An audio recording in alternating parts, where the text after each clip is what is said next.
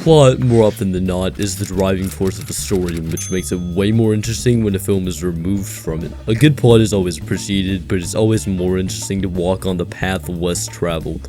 It's less established and maybe a bit shakier, but it provides an alternative that can leave you completely blown away and astounded at what you just witnessed. And today, I'd like to take a look at that beaten path, examining some of my favorite films that are either unconcerned with plot in a unique way or simply don't have it all together.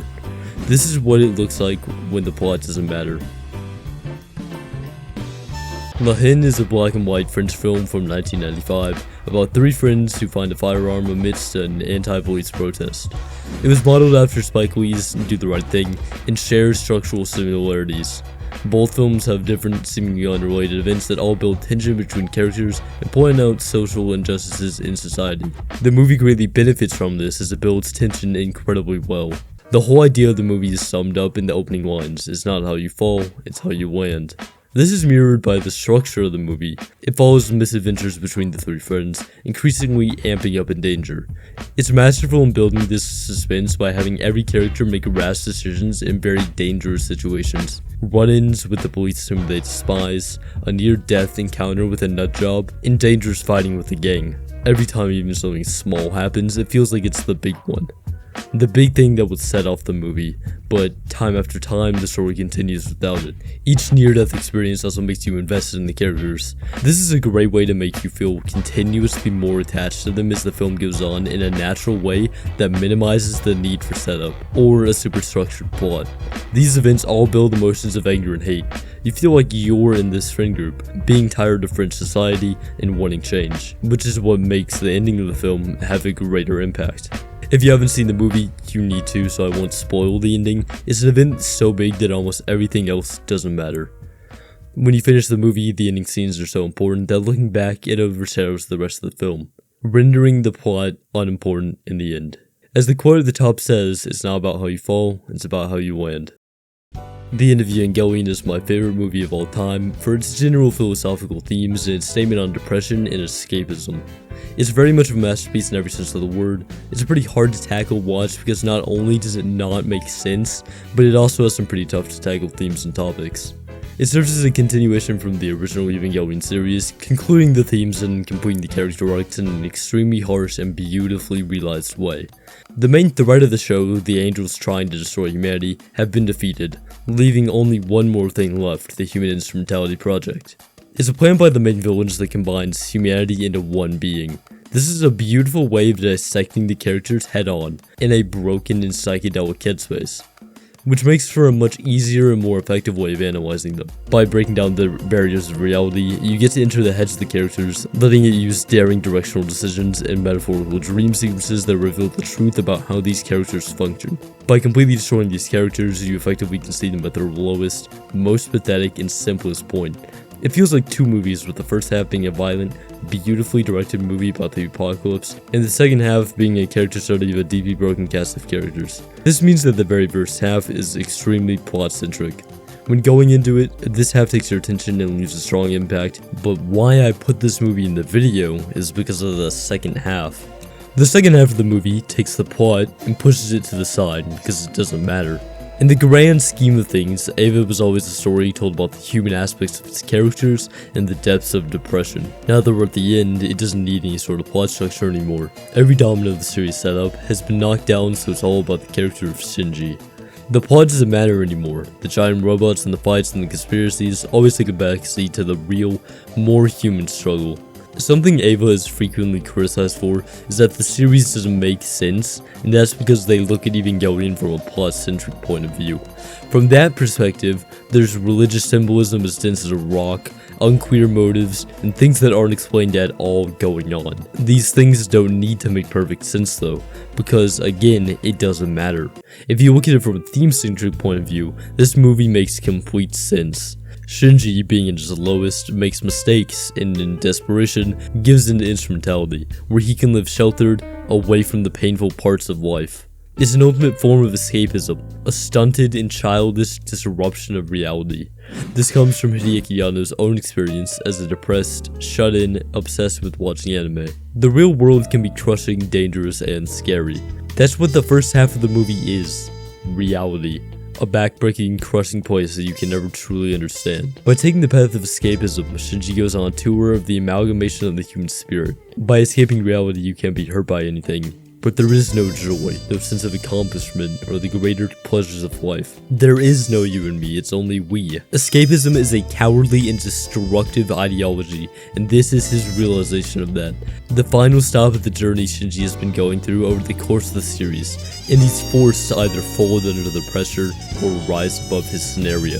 This movie has a certain weight to it that I haven't felt in any other film. Some of it might be a little loose and weird, but there's a real tangibility to it.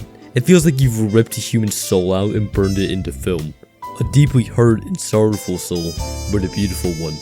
It's the soul of its creator, Hideaki Anno, the substance of who he is in the medium of film. Yeah, go watch it, but it's pretty awesome. Beau Travail is a masterfully crafted French film that uses creative subtlety to make a layered, interpretational piece about masculinity with underlying homoerotic themes. The film creates this nuance by having almost nothing happen. There is an incredibly minimal use of dialogue or story at all in the movie. By removing its plot, it puts the spotlight on how men act and appear to outsiders. In particular, how they appear to women. The film is directed by Claire Denis, and despite being a woman, she managed to capture one of the most emotionally potent and beautiful depictions of masculinity in media. I won't spoil the one small plot event that does happen, but this entire movie's plot can be summed up in one sentence.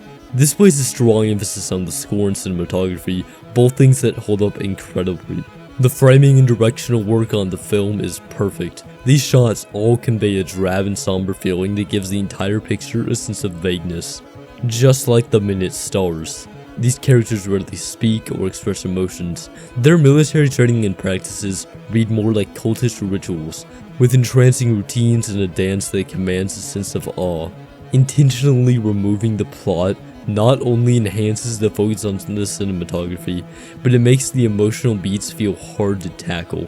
The score for the film is also beautiful. Its grand and gives the scenes a sense of dramatic power. It feels like something is at stake or something is happening in the whole runtime. Although nothing happens. You wait for something to happen and then realize it's never coming. Wait for the movie to start and then realize it's been happening the whole time. There is no need for a plot. Going without one is more serious, more true to the way men work. Their mental health and processes seem completely foreign, and showing that to be the case by using an underused format of plotless narrative makes that resonate more. Having a weak plot isn't a handicap in this case, it's a strong suit. An amplifier that projects the themes in a heavier and more emotionally effective manner. It embodies the whole point of this video perfectly, and it's a masterwork of using visual storytelling to convey a theme. Beau Travail's bold stance on not just how men operate in society, but also how to tell stories in this medium is something that deeply resonates with me and proves the merit of plotless storytelling. It's a great movie that I recommend seeing for yourself.